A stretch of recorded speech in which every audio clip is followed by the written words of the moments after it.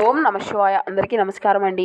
ఈరోజు ఈ వీడియో ద్వారా తుల రాశి వారి యొక్క జాతక ఫలితాల గురించి తెలుసుకుందాం. వీరి యొక్క జీవితానికి సంబంధించినటువంటి ప్రధానమైనటువంటి అంశాలు ఏమిటి, అదేవిధంగా 2025 సంవత్సరం ఆగస్టు నెల 16వ తేదీ శనివారం జాతక ఫలితాలు ఈ యొక్క రాశి వారికి ఏ విధంగా ఉండబోతున్నాయి, రేపటి రోజున జాతక ఫలితాల ప్రకారం జరగబోయేటువంటి అంశాలు తెలిస్తే ఒకంత ఆశ్చర్యపోతారు, మరొక ఇంత సంతోషపడతారు అనే చెప్పాలి. అలాగే రేపటి రోజున మీ యొక్క జాతక ఫలితాల ప్రకారం ఒక బంధాన్ని దూరం చేసుకునేటువంటి అంశాలు కూడా కనిపిస్తున్నాయి. కాబట్టి అసలు ఆ యొక్క బంధం ఎవరు, అలాగే రేపటి రోజున మీరు పాటించవలసినటువంటి కొద్దిపాటి నియమాలు, పరిహారాలు ఏమిటి, అలాగే రేపటి రోజున మీ యొక్క జీవితంలో ఎటువంటి శుభ అశుభ పరిణామాలు అనేవి తలెత్తబోతున్నాయి, మీకు ఏ దేవతారాధన మేలు చేస్తుంది, ఇటువంటి పూర్తి అంశాలన్నీ కూడా ఇప్పుడు ఈ వీడియో ద్వారా వివరంగా తెలుసుకుందామండి. కాబట్టి అంతకన్నా ముందుకు అందరికీ ఒక చిన్న రిక్వెస్ట్ ఫ్రెండ్స్, మా వీడియో మీకు నచ్చితే ఒక చిన్న లైక్ చేసి సపోర్ట్ చేయడం మాత్రం అసలు మర్చిపోకండి. ప్రతి ఒక్కరి జీవితంలో సమస్యలు అనేవి సర్వసాధారణం కదండి. సమస్యలతో బాధపడుతూ ఎక్కడెక్కడో జ్యోతిషం చెప్పించుకొని నిరాశ చెందినటువంటి వారు చాలా మంది ఉన్నారు కదా. అటువంటి వారి అందరికీ కూడా శ్రీ షిరిడి సాయిబాబా వారి ఆశీస్సులతో జ్యోతిషం చెప్పబడండి. గురువు గారు సుబ్రహ్మణ్యం రాజు గారు. మనం ఎక్కడ ఉన్నా కూడా ఒక చిన్న ఫోన్ కాల్ ద్వారానే గురువు గారిని సంప్రదించవచ్చండి.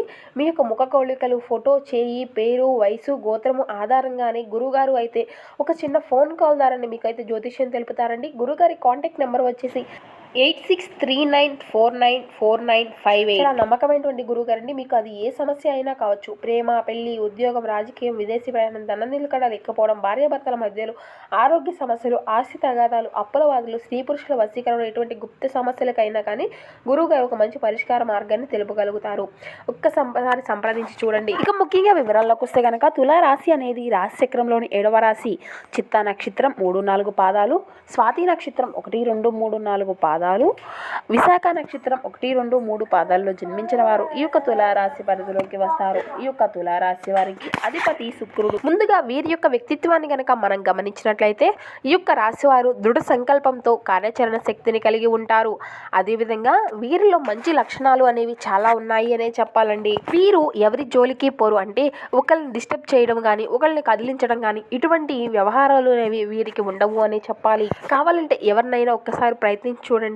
వీరిని ఎవరు రెచ్చగొట్టాలి అన్నా కూడా అసలు రెచ్చిపోరు. అంటే వీరిని ఆవేశపూరితంగా చేయాలి అన్నా కూడా అసలు రియాక్ట్ అవ్వరు. అంటే వీరి యొక్క లక్షణాలు అనేవి ఎప్పుడు ఏ విధంగా వీరికి ఏ విధంగా ఉంటుందో కూడా ఎవరిని కూడా గ్రహించలేని విధంగా ఉంటాయి అనే చెప్పాలి. కానీ వీరి యొక్క సొంత విషయాల్లో వీరు ఎవరైనా తలదూర్చినప్పుడు కానీ, ఏదైనా వేరేగా అనిపించినప్పుడు కానీ ఇటువంటి విషయాల్లో మాత్రం వీరు రియాక్ట్ అవుతారే కానీ మిగిలిన అంశాల్లో గనక మనం గమనించినట్లయితే ఎవరిని కూడా ఏది అనలేనటువంటి పరిస్థితి అనగా మనం ఊహించవచ్చు. ఎదుటి వారికి దొరికేటువంటి మనుషులు కాదండి ఈ యొక్క రాశి వారు. చాలా తెలివిగా, చాలా మేధస్సును కలిగి ఉంటారు. అంటే ఆవలించకుండా పేకులు లెక్క పెట్టేటువంటి మనుషులుగా వీరు ఉంటారన్నమాట. అంటే బయటికి ఏ విధంగా కనిపిస్తారంటే వీళ్ళకి ఏమైనా తెలుసా, అసలు ఏది వీరి యొక్క మనస్తత్వం ఏంది, ఈ విధంగా కనిపిస్తూ ఉంటారు, ఏది కూడా అర్థం కాదనమాట. ఆ విధంగా ఉంటారు పైకి. కానీ వీరి గురించి మాత్రం ఆలోచించినటువంటి వారికి వీరికి ఏమీ తెలియదా అనే విధంగా ఉంటారని చెప్పాలి. జీవితంలో కష్టాలు తెలిసినటువంటి వ్యక్తులు,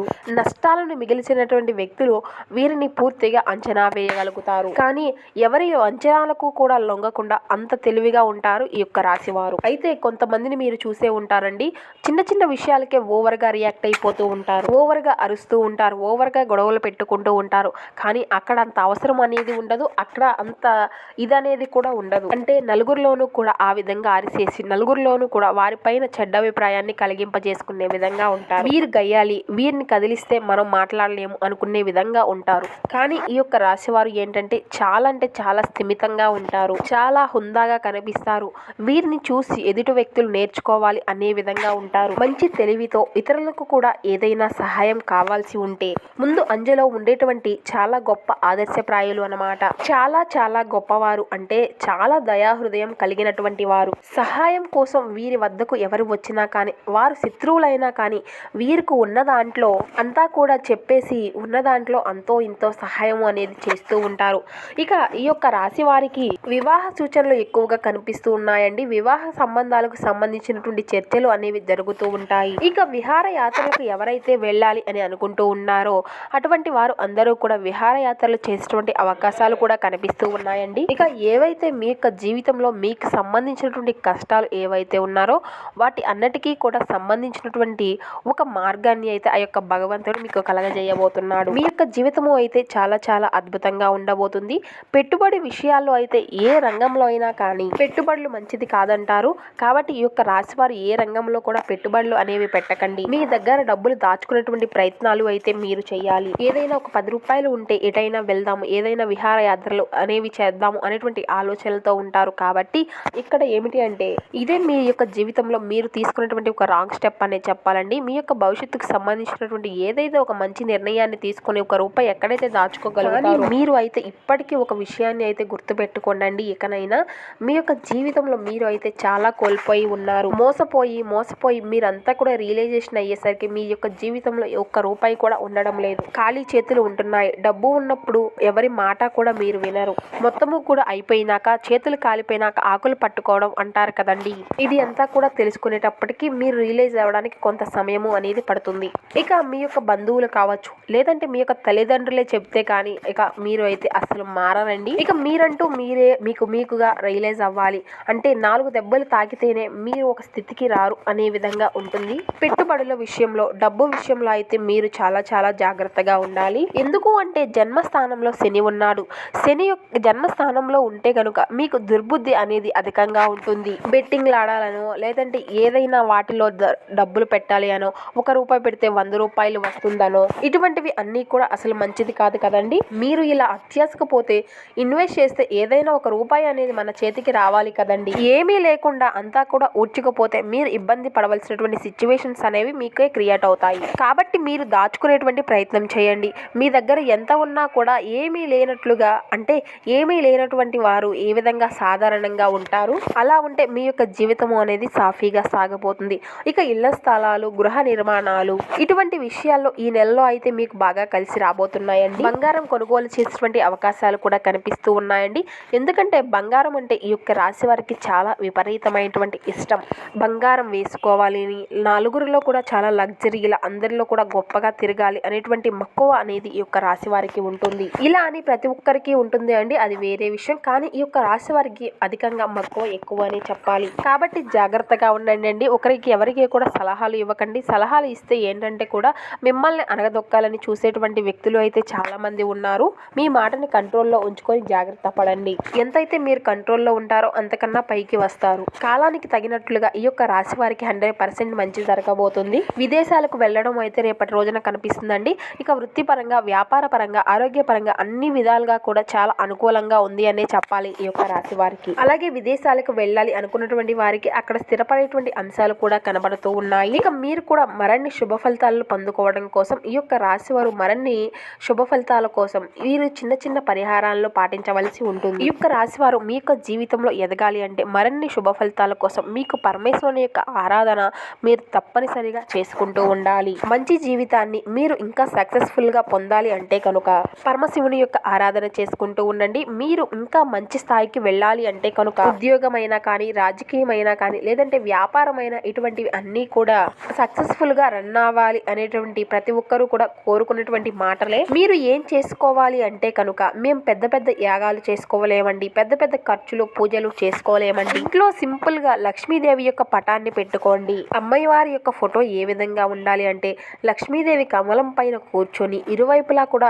2 ఏనుగులు అభిషేకం చేసేటువంటి అమ్మవారి యొక్క నిత్యము కూడా ఫోటో ముందు కూర్చొని ఒక మంత్రాన్ని అయితే నిత్యము కూడా 108 సార్లు జపించుకుంటూ ఉండండి. ఆ యొక్క మంత్రము ఏమిటి అంటే కనుక ఓం శ్రీ మహాలక్ష్మి దేవియే నమః. ఆ యొక్క మంత్రాన్ని తప్పకుండా నిత్యము కూడా 108 సార్లు పఠించుకుంటూ ఉండండి. అలాగే అమ్మవారికి సంబంధించినటువంటి అష్టోత్తరాలను చదువుకుంటూ, అమ్మవారికి సంబంధించినటువంటి కుంకుమార్చనలు చేసుకుంటూ, ఇలా చేసుకుంటూ ఉండడం వల్ల ఏమిటి అంటే మీ యొక్క జీవితంలో మీ యొక్క ధనానికి సంబంధించినటువంటి కావచ్చు, మీ యొక్క ఆరోగ్య స్థితులకు సంబంధించినటువంటి, మీ యొక్క ఆర్థిక పరమైనటువంటి ఇబ్బందుల నుండి కావచ్చు, లేదా ఇతర ఏదైనా కావచ్చు, 1 రూపాయి మీకు కలిసి రావాలి అనుకుంటున్నటువంటివన్నీ కూడా ఇటువంటివి అన్నీ కూడా చాలా నైపుణ్యంగా మీరు రాణించుకోగలుగుతారు. మీ వృత్తిలో కూడా ఒక మెట్టుని మీరు అధిగమించుకోగలుగుతారు. మీ యొక్క వృత్తిపరమైనటువంటి నైపుణ్యాల కోసం మీరు ఏకాగ్రతతో ఈ యొక్క చిన్న పరిహారాన్ని, అంటే మనం పరిహారం అని చెప్పుకోవడం కన్నా కూడా ఈ యొక్కటి మీ యొక్క జీవితంలో చిన్నపాటి భాగంగా